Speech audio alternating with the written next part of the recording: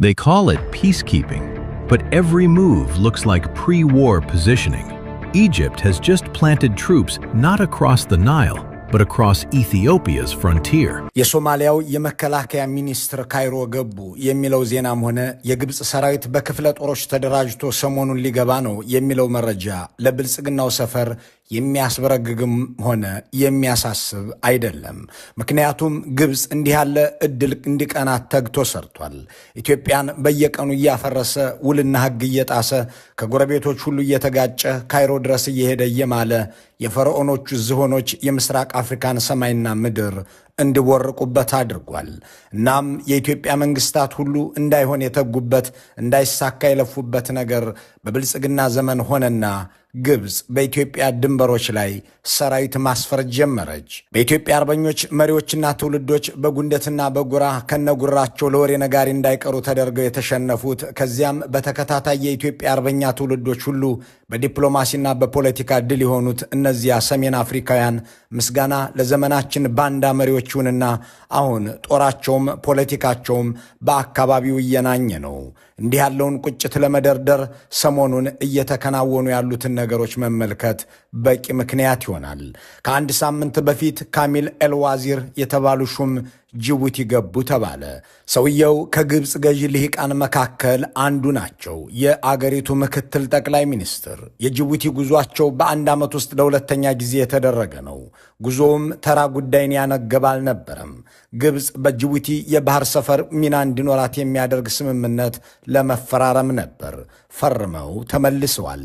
እሳቸው ከምስራቅ አፍሪካ ተመልሰው ካይሮ ሲደርሱ ከሞቃዲሾ ደግሞ አህመድ ማካሊን ፊቂ የተባሉ ሚኒስትር ወደ ግብጽ በረሩ። እዚያ ሲደርሱም አብዱልማጂድ ሳቂር የተባሉ አቻቸው ተቀብለዋቸዋል። ሁለቱም የሶማሊያና የግብጽ መከላከያ ሚኒስትሮች ናቸው። የሁለቱም ሚኒስትሮች ውይይት የተያዘው የፈረንጆቹ ዓመት ሳያልቅ የግብጽን ሰራዊት ወደ ሶማሊያ ለማስገባት የሚያስችልን ተግባር መፈጸም የሚል ነው። ሁለቱ ሚኒስትሮች ይህንን እየተወያዩ እያለ አብደላቲ የተባሉት የግብጽ የውጭ ጉዳይ ሚኒስትር በቢቢሲ ላይ ቀርበው ሶማሊያ እኮ እየገባን ያለነው ተጋብዘን ተጠርተንና በሶማሊያ ድረሱልን ተብለን ነው አሉ። በአፍሪካ ህብረት የሰላምና የጸጥታ ምክር ቤት ተጠይቀን እንዲሁም ከሶማሊያ መንግስት በጽሁፍ በቀረበ ጥያቄ ነው የተሰማራነው። የሶማሊያን የግዛት አንድነትና ሉዓላዊነት ለመጠበቅ እንዲሁም ከአልሸባብና ከሌሎች የሽብርተኛ ድርጅቶች ለመከላከል እንድንረዳቸው ጥሪ ያቀርበዋል። አብደላቲ ልክ ናቸው። አብይ አህመድና ብርሃኑ ጁላ በሶማሊያ ታጣቂዎችን እንደግፋለን፣ ግዛት ቆርሰን ዕውቅና እንሰጣለን ሲሉ በሁለት እግሩ ያልቆመው የሶማሊያ መንግስት ስጋት አድሮበት አገራዊ አንድነቱንና ሉዓላዊነቱን ለመጠበቅ ሲል ግብጽን ጋብዟል። ሐሰን ሼክ መሐመድ እንደ አብይ አህመድ አይደሉምና የአገራቸው ግዛት አካል የሆነውን ሶማሊላንድን ተገንጥለህ ሂድልኝ አላሉም። ጄኔራል ፊቅ በሕገ መንግስቱ መሠረት ተገንጥላችሁ ሂዱ ብለው የሚናገሩ ብርሃኑ ጁላ አይደሉምና ሶማሊላንድ አትገነጠልም ብለው አገራቸውን ሊከላከሉ ግብጽን ድረሽልን ብለዋል። በኢትዮጵያ መንግስታት ተጋድሎና ዲፕሎማሲያዊ ስኬት ከሶማሊያም ሆነ ከምስራቅ አፍሪካ እንድትርቅ ተደርጋ የኖረችው ግብጽም ሶማሊያን የነካ እኔን እንደነካ ቆጥረዋለሁ እያለች ትመጣ ዘንድ የ4 ኪሎ የግብር ልጆቿ ረድተዋታል። አልሲሲም አሉ ሶማሊያን መንካት ብቻ ሳይሆን ወደ እሷን መጠጋት አይቻልም። But for people to understand that we will not allow anyone to threaten Somalia or come near Somalia. አብደላቲ እንዳሉት በሶማሊያ ግብዣ ግብጽ ሰራዊቷን ወደ ሶማሊያ ማስገባት ጀምራለች። ኤልሲሲ እንዳሉት የግብጽ ጦር ዓላማ ሶማሊያን ከኢትዮጵያ መከላከል ነው። አምና አመራሮችንና ወታደራዊ ትጥቆችን ያስገባው የግብጽ መንግስትም ዋናውን ተዋጊ ኃይል ገና አላስገባም። ለሱ እየመከረ ነው። እዚህ ጋር አንድ ነባር እውነት እናስቀምጥ። የግብጽ መንግስታት ራሳቸውን እንደ አረባዊ እንጂ አፍሪካዊ የመመልከት ችግር ያለባቸው ናቸው። የግብጽ መንግስታት ራሳቸውን የሚመለከቱት እንደ አረባዊ እንጂ እንደ አፍሪካዊ አልነበረም። በእርግጥም የግብጽ መሪዎች ሁሉ አፍሪካዊ የመሆን ችግር ነበረባቸው። እናም በአፍሪካ ህብረት ስር በሚሰማሩ የሰላም ማስከበር ተግባራት ላይ ሁሉ አንድም ጊዜ ተሳትፈው አያውቁም። የተባበሩት መንግስታት በሚያቋቁማቸው የሰላም ማስከበር ተልእኮች ላይ እንጂ የአፍሪካ ህብረት በሚያሰማራቸው ዘመቻዎች ላይ የመግባት ልምድ የላቸውም። በሶማሊያ ውስጥ የብልጽግናው አገዛዝ የፈጠረው ውድቀትና አገራዊ ውርደት ግን ለነሱ ከሰማይ የወረደ መና ሆኖላቸው በአፍሪካ ህብረት ስር በሰላም ማስከበር ስም ወደ ሶማሊያ እየገቡ ነው። አቀባበል የሚያደርገው ደግሞ የነ ብርሃኑ ጁላ ጦር መሆኑ አስገራሚ ያደርገዋል። ባሳለፍነው ዓመት የግብጽ ጦር ሶማሊያ ሲገባ በአደን አብድሌ ኢንተርናሽናል ኤርፖርት ውስጥ የጥበቃ ሥራ ላይ ተሰማርቶ የነበረው የብልጽግና መከላከያ አቀባበልና አጀብ እያደረገለት ወደ ሞቃዲሾ ቪላ ሶማሊያ አስገብቶታል። ባሳለፍነው ነሐሴ ደግሞ 16 የድሮንና የአየር መቃወሚያ ላይ የሚሰሩ የግብጽ ወታደራዊ ኤክስፐርቶች ከኢትዮጵያ ድንበር አቅራቢያ ጆሃር ተብሎ በሚጠራ ቦታ ላይ የጦር ሰፈሩን ሲያደራጁ መቆየታቸው ሲዘገብ ከርሟል። ከጆሃር በተጨማሪ የኢትዮጵያ ሰራዊት ከ1990ዎቹ ጀምሮ እንደ መከላከያ ወረዳ ወይም በፈር ዞን ሲጠቀምበት በነበረው ጌዶ እንዲሁም ሂራን ባሉ ከተሞች የግብጽ ጦር የሚሰፍርበትን መንገድ ሲያደላድሉ ከርመዋል ወታደራዊ ኤክስፐርቶቹም። Egypt's military is quietly extending its reach into Somalia. Sources confirm that Egyptian defense officials have identified forward operating bases in Balad, Johar, Bahrain, and Mahadai for the African Union Support and Stabilization Mission, or AUSSOM. ግብጽ ይህ እንደሆነላት ብዙ ደክማለች። ሶማሊያን ለመያዝ በምስራቅ በኩል ኢትዮጵያን እንዳሻት ለማድረግ ብዙ ዓመት ታትራለች። በሶማሊያ ገብታም ወጥታለች። ለዚያውም ቡትሮስ ጋሊ የተባሉት ግብፃዊ የተባበሩት መንግስታት ዋና ጸሐፊ በሆኑበት ዘመን ተመልሳ ለመግባት ያላንኳኳችበት ዘመን ባይኖርም የአዲስ አበባ መንግስቶች ግን እንዳይቀናት አድርገዋት ኖረዋል። በቀዳማዊ ኃይለ ሥላሴ ዘመን የነበረው ሥራ ዲፕሎማሲም ወታደራዊም ነው። ግብጽ የሶማሊያን መንግስት ተጠቅማ ኢትዮጵያ ላይ ክፉ እንዳታስብ 3ኛ ክፍለ ጦር የሚባለውን ሰራዊት የበለጠ ማድረጀትና ኦጋዴን አካባቢ እንዲሰፍር በማድረግ በሌላም በኩል ደግሞ ከራሱ ከሞቃዲሾ መንግስት ጋር እንዲሁም ከወቅቱ የኢትዮጵያ ጎረቤቶች ጋር ከኬንያና ሱዳን ጋር በሰላም መኖር እንደ እንግሊዝ ያሉ በዘመኑ የአፍሪካ ውስጥ አድራጊ ፈጣሪ የነበሩ ሀያላንን ደግሞ ወዳጅ ማድረግ ግብጽ በቀጣናው የነበራትን በጦር የመከሰት ሙከራና ፍላጎት እንዳይሳካ አድርገውታል።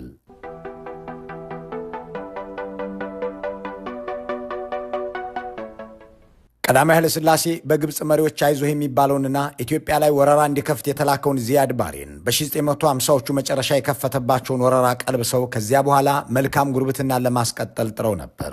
የደርግ መንግስት ወደ ስልጣን ሲመጣ ደግሞ የኢትዮጵያ ውስጣዊ ሁኔታ የተመቸ ነው ብሎ ያሰበው ኮሎኔል ዚያድ ባሬ ምሳችን ድሬዳዋ፣ እራታችን ናዝሬት እያለ ውጊያ እንዲከፍት የግብጾች ሚና የጎላ እንደነበር ተጽፏል።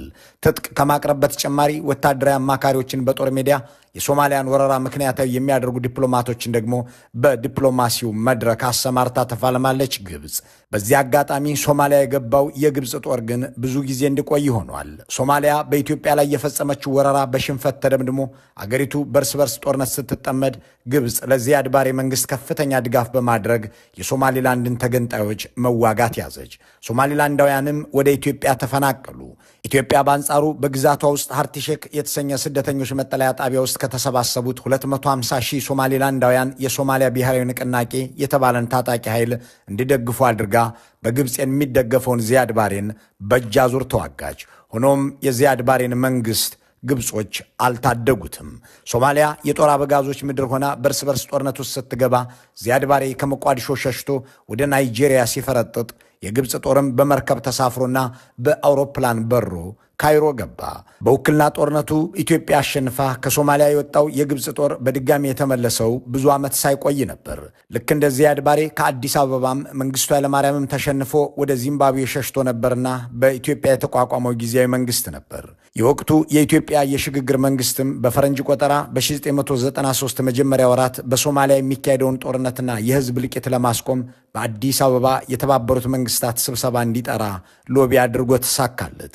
ስብሰባውን የመሩት የወቅቱ የተባበሩት መንግስታት ዋና ጸሐፊ ግብፃዊው ቡትሮስ ጋሊና የኢትዮጵያ የሽግግር መንግስት ፕሬዝዳንት መለስ ዜናዊ እንዲሁም የውጭ ጉዳይ ሚኒስትሩ ስዩም መስፍን ነበሩ። በዚያ ስብሰባ ላይም የሶማሊያ የጦር አበጋዞች በአዲስ አበባው ስብሰባ ላይ ትጥቅ ለመፍታት ወሰኑ። ፕሬዝዳንት መለስ ዜናዊ እንዳሉት የሶማሊያውያን ችግር በቅድሚያ መፈታት ያለበት በራሳችሁ በሶማሊያውያን ነው። በቀጣይ ይህንን ስብሰባ ማካሄድም ያለብን እዚያው በእናንተ ሀገር በሶማሊያ ነው። የኢትዮጵያ የሽግግር መንግስት ይህንን በማዘጋጀቱና የሽግግሩ ፕሬዝዳንት መለስ ዜናዊ ደግሞ ልዩ ትኩረት ሰጥተው ለዚህ ሰላማዊ መፍትሄ በመስራታቸው አመሰግናለሁ።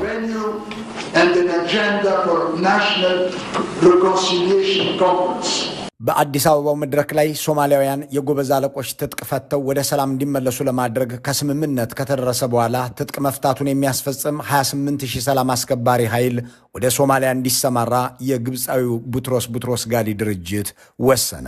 በተልእኮም ላይ የግብፅ ሰራዊት እንዲካተት ተደረገ። እዚህ ጋር ሶማሊያን በማስመልከት የግብፅ መንግስት የፈጸመው ሴራ ሁለት ነው። በአንድ በኩል ሰራዊት ለማስገባት የአገሩን ልጅ ቡትሮስ ጋሊን ተጠቀመ።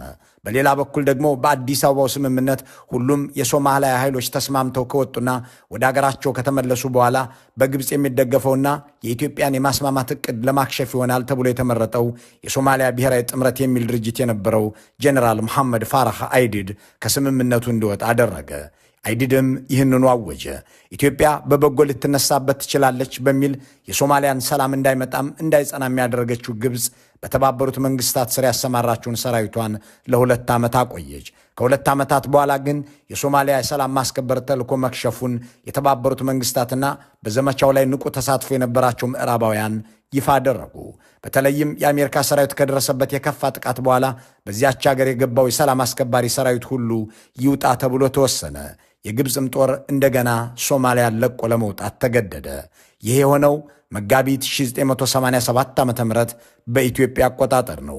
የግብፅ ጦር ከሶማሊያ በይፋ ለቆ ቢወጣም ኢትዮጵያን ለመገዳደር የሚሆነውን ቀዳዳ ለመፈለግ ማማተሩን ግን አልተወም። ኢትዮጵያም ግብፅ ወደዚያች አካባቢ እንዳትሄድ ማድረግ የሚቻለው የሶማሊያ ሁነኛ ኃይሎችን ወዳጅ በማድረግና የአገሪቱን ችግር በመፍታት ነው ብላ ገፋችበት። በዚህም በሶደሬ ሪዞርት የሶማሊያ ፖለቲከኞችን ጠርታ የሶደሬ የሰላም ሂደት ሶደሬ ፒስ ፕሮሰስ የሚል መድረክ አመቻቸች። የብሔራዊ መድህን ምክር ቤት ናሽናል ሳልቬሽን ካውንስል የሚባል የጋራ ተቋም እንዲመሰርቱም አደረገች። በዚህ ጊዜም በየአቅጣጫው መንግስት መስርቻለሁ ማለት እንዲያበቃና የአንድነት መንግስት እንዲቋቋም ለማድረግ የሚያስችል ሌላ እርምጃ ተባለ። ከፊሎቹ የሶደሬው መድረክ ተሳታፊዎች በኬንያ በኩል አድርገው ወደ ኢትዮጵያ ከተጓዙ በኋላ ሲመለሱ ቪዛ በመከልከላቸው የአዲስ አበባ መንግስት የኢትዮጵያ ፓስፖርት ሰጥቶ ወደ አገራቸው እንዲገቡ አድርጓል። የሶማሊያ ፖለቲከኞችም በሶደሬ የመሰረቱት ምክር ቤትም በአገራቸው በቦሳሶ እንዲደገም አድርገው አቶ መለስና ቡትሮስ ጋሊ በአገራቸው ልታካሄዱት ይገባል ያሏቸውን መድረክ አዘጋጅተው የብሔራዊ እርቅ ጉባኤ ጠሩ። የዚያድ ባሬን መንግስት ደግፋ ሶማሌላንዶችን ስትዋጋ የነበረችው ግብፅ የሞቃዲሾ መንግስት ሲፈርስና የተመሰረተው የሽግግር መንግስት በኢትዮጵያ ጥላ ስር እንደወደቀ ስታውቅ ለሶማሊላንድ የባህር ክልል ስጭኝ፣ ወታደራዊ ስምምነትም እንፈርም የሚል ጥያቄ አቀረበች። ሆኖም ይህንን የግብፅን ጥያቄ ሶማሊላንድ አዎንታዊ ምላሽ የምትሰጠው ኢትዮጵያን አስፈቅዳ ነበርና የካይሮ ጥያቄ ውድቅ ሆነ። ወትሮም ቢሆን በግብፅ ይታገዝ የነበረው ዚያድ ባሬ ጄኖሳይድ ፈጽሞብናል ለሚሉት ሶማሊላንዶች ይህ ጉዳይ ቅቡልነት አልነበረውም። ከዚያን ጊዜ ወዲህ ግብፅ በሶማሊያ ፖለቲካ ላይ ተደማጭነትና ሚና እንዳይኖራት ያደረገው የኢትዮጵያ መንግስት ይህንኑ የበላይነቱን ይዞ አስቀጠለ። በአፄ ኃይለ ሥላሴም በደርግም ሆነ በኢህአዴግ ዘመን በጅቡቲ ሚና፣ በኢህአዴግ ዘመን ደግሞ በሶማሊያ ተሰሚነት እንዳይኖራት የተደረገችው ግብፅ በሌላኛው የኢትዮጵያ ጎረቤት ብቅ ያለችው በኤርትራ በኩል አድርጋ ነበር። ለሻቢያ ገና በትጥቅ ትግል ዘመኑ የሬዲዮ አገልግሎት የትጥቅና የቤዝ ድጋፍ እንዲሁም የዲፕሎማሲ እገዛ ታደርግ የነበረችው ግብፅ በ1990 ዓ.ም ኢትዮጵያን ሲወር ትጥቅ አቀባይ ሆና ብቅ አለች። ሆኖም ወረራው ሲቀለበስና ሻቢያ ሲሸነፍ ትኩረቷን ሻቢያ በአስመራ በሚያሰባስባቸው የኢትዮጵያ መንግስት ተቃዋሚዎች ላይ አደረገች። ለነ ብርሃኑ ነጋ ገንዘብ የምትልክ እንደ ኢሳት ያሉ የፕሮፓጋንዳ አፈሙዞችን የምትቀልብ ሆና ተቀነበበች። እንዲህ ባሉ ሂደቶች በኢትዮጵያውያን ዲፕሎማቶች ጥረት በኢትዮጵያ ወታደሮች ደም የተመሰረተው የሶማሊያ መንግስት ነው እንግዲህ ዛሬ ኢትዮጵያን እንደ ጠላት ቆጥሮ ግብፅን ድረሽልኝ ሲል የተገኘው። እናም አሁን የሶማሊያው መከላከያ ሚኒስትር ካይሮ ሄደው የግብፅን መከላከያ ኃይል ይዘው ወደ አገራቸው ይመለሳሉ። የሚያመጡት የግብፅም ሰራዊት በኢትዮጵያ ድንበር አቅራቢያ ይሰፍራል። ይህም የሆነው ዕውቀትና የአገር ፍቅር በደጃፋቸውም ላይ አልፎ የማያውቅ ገዢዎች በምኒልክ ቤተ መንግስት በመግባታቸው ነው። እናም 5000 ግብፃዊ ወታደሮች ከአፍሪካ ህብረት ተልዕኮ ውጪ በሶማሊያ መንግስት ቀጥተኛ ጥያቄ 5000 የሚሆኑት ደግሞ በአፍሪካ ህብረት የደሞዝ ቅጽ እየተመዘገቡ በጥቅሉ 10000 የግብፅ ሰራዊት ሶማሊያ ይገባል። እነ ሱሌማን ደደፎ ግን ሶማሊያ የሚገባው የግብፅ ጦር አያሰጋም ይላሉ። Egypt is deepening its military presence in Somalia through the African Union Support and Stabilization Mission in Somalia, AWASOM, set to launch in January 2025. Somalia's Ministry of Defense confirmed the completion of training for Egyptian armed forces units, with Cairo pledging 10,000 troops, 5,000 under AWASOM and 5,000. Ethiopia cannot be threatened by the presence of Egyptian troops in Somalia. እነ ሱሌማን ደደፎ መተው በአብይ አህመድ እየተሰማሩ ለግብጾች የሚመች ተግባር ከመከወናቸው በፊት የካይሮ መንግስታት የኢትዮጵያን ጎረቤቶች በእነሱ ዛቢያ ስር ለማሽከርከር ሲጥሩ ኖረዋል። ይህንን ከቀዝቃዛው ጦርነት ጀምሮ የያዙት ጉዳይ ቢሆንም እንደ ፖሊሲም ቀርጸው የተገበሩትም ቢሆን የኢትዮጵያ መንግስታት ግን በተሳካ ሁኔታ መክተውታል፣ አክሽፈውታል። ጎረቤቶቻቸውንም ወዳጅ ማድረግ ችለው ኖረዋል። የብልጽግናው መንግስት ስልጣን ከያዘ በኋላ ግን የኢትዮጵያ ጦር ከሱዳን ተባሮ የግብጽ ጦር እንዲገባ ሆኗል። በጅቡቲ ውል ተፈርሟል። አሁን ደግሞ በሶማሊያ ወታደራዊ ጦር ሰፈር ተገንብቶ ሰራዊት እየገባ ነው። ግብጽ ከሻቢያ መራሿ ኤርትራ ጋር ያላት ግንኙነት የበለጠ ተሻሽሏል። የቀይ ባህር ፎረም የሚባል መድረክ ፈጥረውም ባህሩን በጋራ ወታደራዊ ግንባር ስለመጠበቅ እየተነጋገሩ በባህሩም ላይ ወታደራዊ ልምምድ እያደረጉ መሆኑ ተገልጿል። በአጠቃላይ ኢትዮጵያ በአካባቢው ሀገራት እንደ ጠላት በምትታይበት በዚህ ወቅት ግብጽ ግን ወታደራዊ ጦር ሰፈርና ዲፕሎማሲያዊ ተደማጭነት እየመሰረተች ሄዳለች። እናም ሰሞኑን የሶማሊያ መከላከያ ሚኒስትር ግብጽ ሄደው መሪዎቹ በተፈራረሙት ወታደራዊ ስምምነት መሰረት ጦር ሰራዊት ይዘው ሊመለሱ ነው የሚለው ዜና አዲስ አበባ ባሉ ገዢዎች ስንፍና አቅመቢስና አላዋቂነት የተፈጸመ እንጂ የግብጽ አዲስ ፍላጎትና እንግዳ ፖሊሲ የወለደው አይደለም። መልካሙን ሁሉ በመመኘት በዚሁ እንሰናበታለን።